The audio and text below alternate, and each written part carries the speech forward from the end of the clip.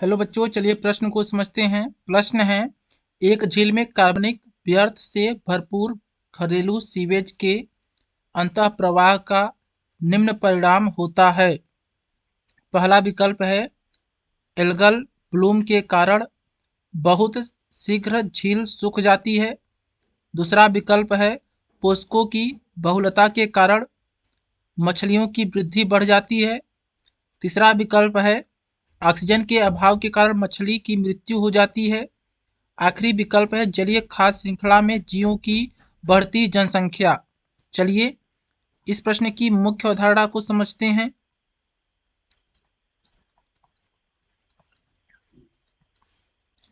एक झील में कार्बनिक व्यर्थ से भरपूर घरेलू सीवेज। घरेलू सीवेज का अर्थ होता है वाहित मल।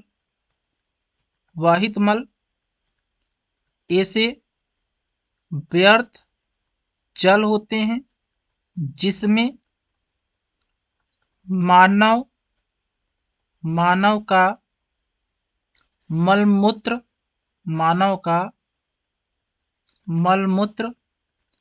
प्रमुख घटक होता है। वाहित मल ऐसा व्यर्थ जल होता है जिसमें मानव का मलमूत्र प्रमुख घटक होता है एवं वाहित मल में अनेक हानिकारक सूक्ष्मजीव होते हैं और वाहित मल में कार्बनिक पदार्थ होते हैं।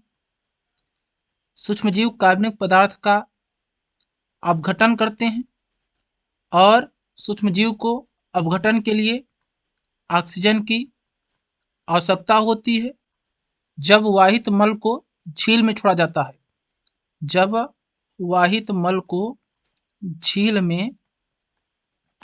है तब जो झील में पानी है उस पानी में जो ऑक्सीजन है उस ऑक्सीजन का प्रयोग जो वाहित मल के सूक्ष्मजीव हैं वे करने लगते हैं और कार्बनिक पदार्थ का अपघटन करने लगते हैं, जिससे जो झील के पानी में जो ऑक्सीजन है उसका स्तर कम हो जाता है और मछलियां मरने लगती हैं। जो जलीय जीव होते हैं जैसे मछली, इनकी मृत्यु होने लगती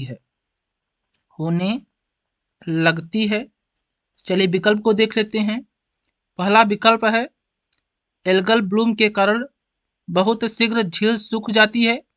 यह विकल्प गलत है। दूसरा विकल्प है पोस्को की बहुलता के कारण मछलियों की वृद्धि बढ़ जाती है। यह भी विकल्प गलत है। तीसरा विकल्प है ऑक्सीजन के अभाव के कारण मछली की मृत्यु हो जाती है। यह विकल्प सही है।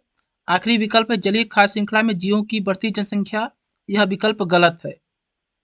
इस प्रश्न का सही उत्तर है तीसरा विकल्प। हम आशा करते हैं यह प्रश्न आपको समझ में आया होगा।